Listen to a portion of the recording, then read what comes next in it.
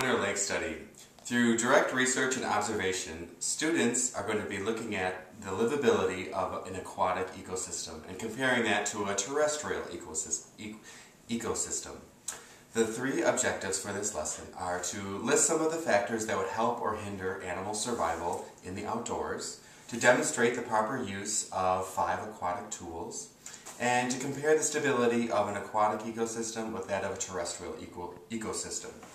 In winter, on my board up here, I've put in a few main topics that I'm going to want to discuss with the students up here, such as defining aquatic versus terrestrial, talking about stability, safety on the ice, the tools, and talking about the food pyramid.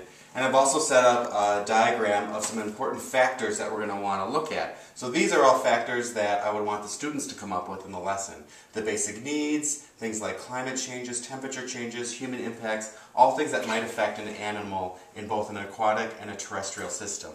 Then you can go through with the students after they've come up with this list and give some positive or negative marks as to what animals might find. For example, in an aquatic system, an animal is probably going to have, if it eats plants, its food system is probably already going to be there, so that would be a plus. For a terrestrial animal, food might be hard to find in the winter, so that might be a negative. You could go through all of these factors with the students before you go out and take them out to look in detail at the aquatic system. Everything laying out on the table is the equipment that you'll be bringing out with you when you go out on the water. So we'll find all of that stuff in detail when we go out on the ice.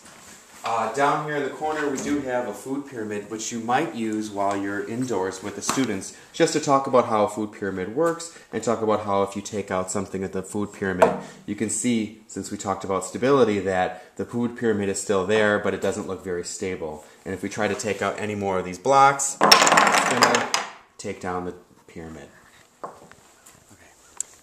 We've already talked about ice thickness inside, so we know that the ice is safe enough to bring the students out on. Now that you've got them out on the ice and we already have our pre-drill holes, we can divide the group up into 2 separate groups, give them their bucket with equipment, and they can start collecting their data as they need to record on the data sheet. The very first thing on the data sheet asks us to take the air temperature, so we're going to use the thermometer for that one, which we've got right here. And we don't want to get this wet, we want to keep this dry.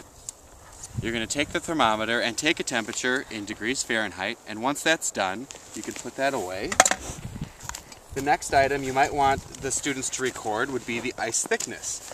So we've got a ruler that we're going to use, and it's got a little lip on the bottom. You're going to drop that down into the hole and just get the lip to grab onto the edge of the ice. And hopefully you should be able to take a reading at the top. I believe we're at about 9 to 10 inches in thickness on ice. We've got that done. If you're having trouble in the hole, we've got our chipper dipper here. You can use this just to strain out any of the loose ice or snow that may have fallen into the hole to make it easier for the students to look inside. Each group will have an Aqua Scope that they can use. They can drop this down into the hole and then they can each take turns looking through and seeing if they see any signs of life or any plant life at the bottom of the lake. Finally, they're going to need to take the depth. So we've got a weight which you're going to drop down into the hole, and each foot is marked with a black mark on the string. Drop this down, and when it hits the bottom, they'll take a depth measurement from here and count the number of feet back to the weight. Once the students have had a chance to play with the Aqua Scope, they can also play with this lure. It doesn't have a hook on it, but you can give it to one of the students to drop down, and maybe they can try to attract a fish to come to their hole while the other kids are looking through the Aqua Scope.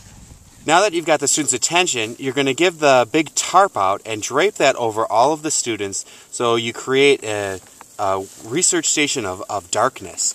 And what that allows is for you to really see, if you look down in the ice hole, you can actually see the bottom right now with no problem. You can also see the ice actually glowing with all the light reflecting back up. We've got our fish camera out here, so once we turn the camera on, we can take this and drop that into the hole in the ice. Because remember, we want to get the recording of the water temperature at both the top of the lake and all the way down at the bottom of the lake. The fish camera is telling us that the water temperature at the top, closest to the ice, is about 38.1 degrees Fahrenheit. When I drop the fish camera down, what we find is that the water temperature at the bottom is slightly warmer. learning outcomes that we first discussed at the beginning of this lesson. First, we want to look at any of the factors that help or hinder the survival of an animal in the wild. Looking at the next learning outcome, we were actually able to measure some of those factors with the tools that we have here. We really got a chance to compare and contrast the aquatic and the terrestrial ecosystem, which leads us to our last learning outcome in determining what would be most suitable and most stable environment for an animal. And it looks like from our data that for an aquatic animal, at least, the aquatic system is much more stable than a terrestrial system. And today is a good example of that with the amount of wind and snow we're getting. I'd much rather be an aquatic animal down in that hole surviving in a nice stable environment.